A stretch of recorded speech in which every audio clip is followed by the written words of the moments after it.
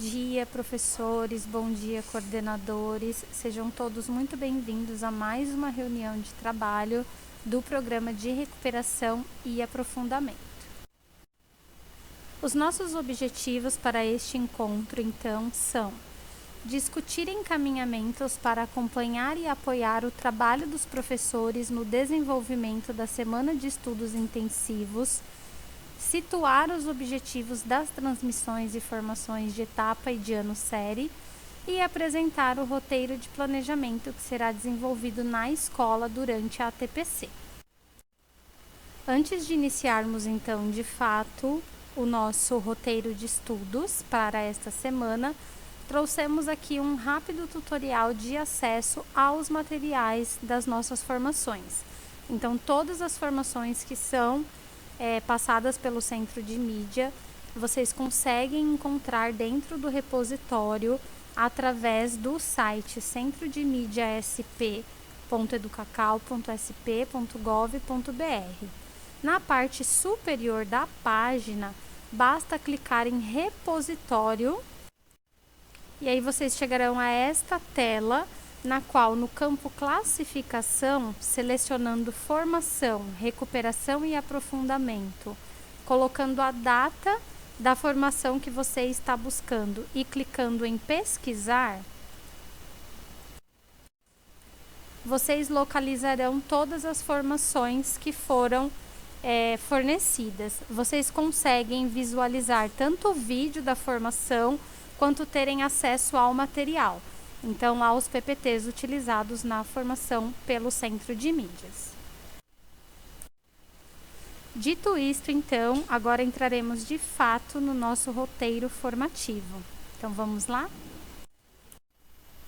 Dentro deste roteiro, veremos então como se darão aí os estudos sobre a Semana de Estudos Intensivos, a SEI. Então, o que é essa semana? É um momento pedagógico destinado a recuperar e aprofundar as aprendizagens dos estudantes propostas no bimestre. E para quê? Então, a SEI tem por objetivo fortalecer aprendizagens e habilidades não consolidadas pelos estudantes. Como realizar, então, esta semana de estudos intensivos na escola? Então, o planejamento para a SEI precisa apoiar-se em ações diversificadas, tendo como referência os resultados das avaliações internas e avaliações externas, e também os materiais didáticos adotados na nossa rede. E quando será desenvolvida, então, esta SEI? Ela ocorrerá entre os dias 4 a 8 do 10. Então, como organizar a SEI? É preciso focar nos resultados das avaliações internas, nas quais há observação do professor sobre o seu aluno, né? Porque são as avaliações realizadas pela própria escola, e também das avaliações externas, utilizando-se dos dados da avaliação diagnóstica de entrada, da avaliação de aprendizagem em processo e também do SAEB, que também apresentam as necessidades formativas desses estudantes, com vista sempre à retomada e aprofundamento destas aprendizagens que ainda não foram consolidadas por eles. E não podemos nos esquecer que temos também os materiais, né, aos quais podemos fazer uso, que são os materiais adotados pela nossa rede, como Aprender Sempre, o São Paulo Faz Escola. Inclusive, o material do Aprender Sempre, ele já é produzido a partir dessa priorização curricular e já tem a intencionalidade de retomar as aprendizagens. Então, todos esses instrumentos aí vão auxiliar os professores no processo de organização dessa semana de estudos intensivos. E agora temos, então, os passos para organizar esta SEI, começando com o número 1 ali, realizar um diagnóstico, ou seja, é aquele momento de refletir sobre o que os estudantes precisam aprender. A resposta para essa pergunta, então, ela pode estar nos dados dessas avaliações, como eu disse anteriormente, né? Tanto das externas quanto das internas, porque elas apresentam o mapeamento do que os estudantes aprenderam e do que eles não aprenderam. O segundo momento é aquele de definir, priorizar as aprendizagens, ou seja, o que ensinar. Então, a partir do diagnóstico que foi estabelecido, a partir da articulação entre avaliação internas e externas, as habilidades e aprendizagem são definidas e sistematizadas neste momento de planejamento, de modo que possibilite aos estudantes a vivência de práticas com foco no desenvolvimento destas habilidades ainda não atingidas. O terceiro passo é o planejamento, né? Então, planejar as estratégias para esta intervenção, ou seja, como ensinar. Trata-se, então, do momento de definir quais serão as estratégias para que as aprendizagens ocorram, pensando em como intervir neste cenário no qual o aluno se encontra de ainda não ter atingido e alcançado estas habilidades. Já no quarto momento, que é o de desenvolver, fortalecer as aprendizagens, habilidades, é o momento de pensar para que ensinar. E em se tratando da SEI, o foco do processo de ensino e aprendizagem é a retomada e o fortalecimento das aprendizagens, dando possibilidade para que os estudantes se desenvolvam. E aqui trouxemos então um momento de reflexão que é bem interessante que vocês desenvolvam com o grupo de professores na unidade escolar, que é aquele momento de pensar e refletir como o grupo fará, né, a definição e a priorização das habilidades para o desenvolvimento da SEI com a turma. Então é um momento realmente de parar e refletir para definir aí quais serão estas habilidades. Então, agora eu passo a palavra para a Thaís. Thaís, é com você. Obrigada, Lilian. Agora vamos rever aquela imagem, outros momentos, em que mostra diversas habilidades do currículo em ação, ilustradas aqui como se fossem círculos. E aí, algumas delas, aquelas que foram priorizadas, consideradas como habilidades essenciais, aqui no próximo espaço, que formam a plataforma São Paulo, que é o nosso CAED, e que fazem parte aí de todas as sequências de aprendizagem do material Aprender Sempre. Elas também estão relacionadas aos descritores do SAEB. Na TPC anterior, do dia 15/9, a Lília e eu exploramos bastante essa relação que existe entre as habilidades do currículo paulista, que estão totalmente de acordo com a BNCC, e os descritores do SAEB, porque todos eles atendem a uma matriz que é federal. E aqui temos a nova tela que se intitula Como realizar o cruzamento de habilidades e descritores. Então, nós teremos aqui o ano série na primeira coluna, a habilidade considerada essencial presente no material Aprender Sempre, a plataforma São Paulo, que é o CAED, que é a habilidade que vai aparecer ali, e os descritores do SAEB. Então, olha que interessante, aqui nós temos sexto, sétimo e oitavo anos, e reforça o que a Lília e eu trouxemos na ATPC também do dia 15, de que tudo aquilo que é proposto já tem sido trabalhado por nós, que utilizamos esses materiais pedagógicos do governo do estado de São Paulo, produzidos pela SEDUC, e aquilo que vai ser avaliado no aluno quando ele chega no 9º ano é fruto de um trabalho encadeado de professores do 6º, do 7º, do 8º, e aí o aluno realiza essa avaliação em larga escala quando ele chega na última série dessa etapa, que é o 9º ano. Então, vamos ver aqui como elas se relacionam? Então, no 6º ano, temos no Aprender Sempre a habilidade de 6º e 9º anos, número 34, grifar as partes essenciais do texto, tendo em vista os objetivos de leitura, como forma de possibilitar uma maior compreensão do texto e a sistematização de conteúdos. Então, esta habilidade que está no Aprender Sempre, ela também se relaciona com esta outra, né, considerada habilidade 5, que no currículo paulista é uma habilidade lá do 3º ao 5º aninho, habilidade 3, que diz assim: identificar a ideia central de textos de diferentes gêneros, assunto, tema, demonstrando compreensão global. E também se relaciona com os descritores do SAEB de 9º ano, que são o descritor 1, localizar informações explícitas em um texto, e o descritor 6, identificar o tema de um texto. Então, olha que interessante, o descritor do SAEB está relacionado com a habilidade, né, presente em alguma das avaliações AAP ou ADE, e também está presente no Aprender Sempre, porque é uma habilidade considerada essencial.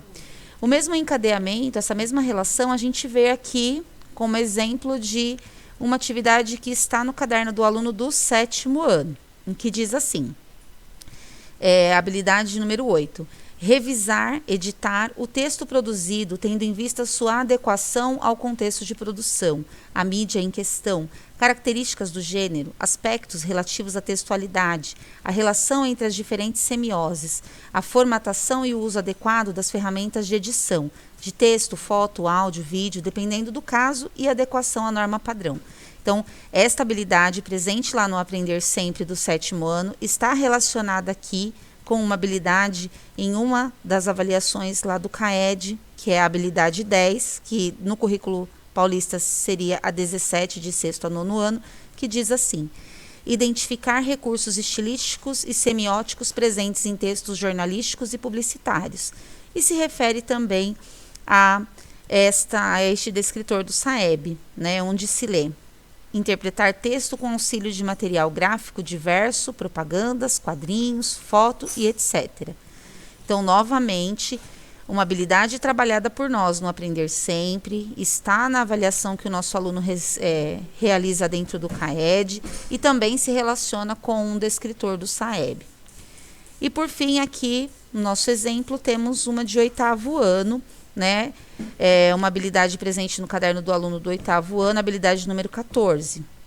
Analisar tema, questão polêmica, explicações e ou argumentos em um texto de relevância social, que se relaciona a uma outra habilidade encontrada lá dentro da avaliação, que é uma habilidade só de 8º e 9º ano, habilidade 4B.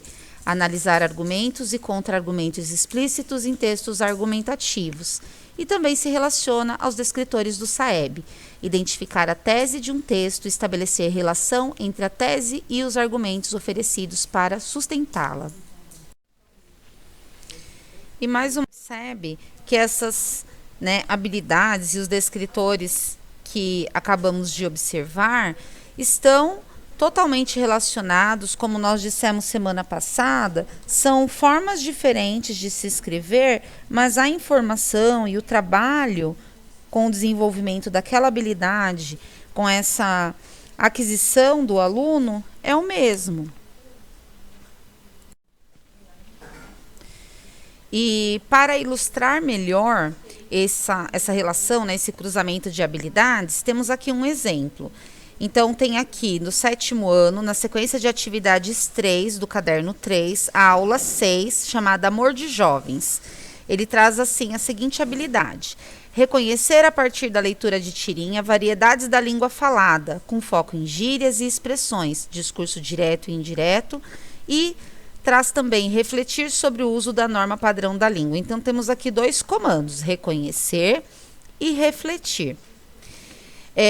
Temos aqui o exemplo do exercício em que ele diz assim, tipo, eu conheci uma menina, tipo, muito. Ela era, tipo, gente fina, aí, tipo, eu fiquei interessado. Conversando, tipo, umas horas, tipo, que acabamos, tipo, que namorando. Então, tem aqui a tirinha, né, que representa aí bem a linguagem oral do jovem. E os descritores do SAEB que se relacionam com essa habilidade posta aqui em cima são essas duas. Esses dois. O descritor 5, interpretar texto com auxílio de material gráfico diverso. Então, temos aqui. E o D13, identificar as marcas linguísticas que evidenciam o locutor e o interlocutor de um texto.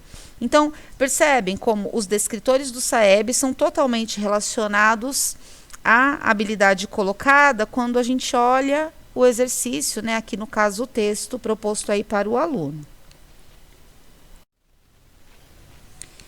E o mesmo ocorre, né, aqui ao lado, falando também um pouco desse avançar. Então, no 7º ano o aluno tem essa habilidade, quando chega no 8º ele tem uma, né, que depende dessa anterior, que seria do 8º ano, lá na sequência de aprendizagens 1, na aula 4, cujo título é O Grafite e o Meio. Diz assim: analisar as construções estruturais de arte, interpretar a linguagem verbal e não verbal e analisar artigo de opinião, evidenciando o ponto de vista e os argumentos para defendê-lo. Então, temos aqui 3 verbos de comando: analisar, interpretar e, novamente, o analisar. E aí, aqui tem um texto, né? Uma imagem com algumas escritas. E aí, os descritores do SAEB que se relacionam com essa habilidade posta logo acima é identificar a tese de um texto e o outro descritor estabelecer relação entre a tese e os argumentos oferecidos para sustentá-la. Então, mais uma vez, mostra como os descritores do SAEB se relacionam com as habilidades e como as habilidades vão sendo aprofundadas ano a ano no movimento aspiral ascendente, como nós trouxemos aqui um teórico, né, Brunner, na última TPC, exemplificando justamente esse avançar do conhecimento. Além desse teórico, trouxemos também a teoria de Bloom. Na TPC anterior, tínhamos colocado em um formato de escada, e aqui, né, a mesma teoria, só está num formato diferente. Nós retomamos a ideia de que quanto mais se amplia a complexidade, maior o nível de conhecimentos mobilizados que o aluno deve empreender.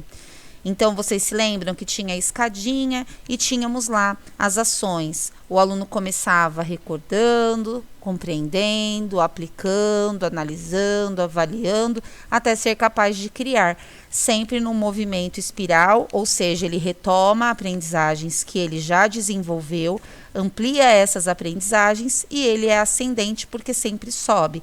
Então, as teorias de Brunner e de Bloom se relacionam nesse sentido.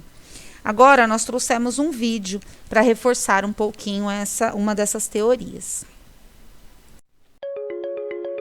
Olá! Hoje vamos falar sobre taxonomia de Bloom e suas aplicações em objetivos educacionais. A taxonomia de Bloom é um instrumento que auxilia a identificação dos objetivos ligados ao conhecimento, com finalidade de facilitar o processo de aprendizagem. Suas principais vantagens são fazer com que o aluno estabeleça uma curva de aprendizagem, estimular com diferentes técnicas de assimilação, diminuir tempo de aula enquanto amplia a reflexão com técnicas de ensino à distância e escolha do método de avaliação de acordo com o público-alvo. Os domínios de Bloom compreendem 3 aspectos: cognitivo, afetivo e psicomotor.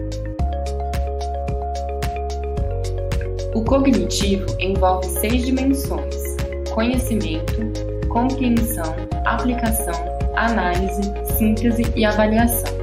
Ele é o meio pelo qual o conhecimento é adquirido para resolver problemas diários e eventuais.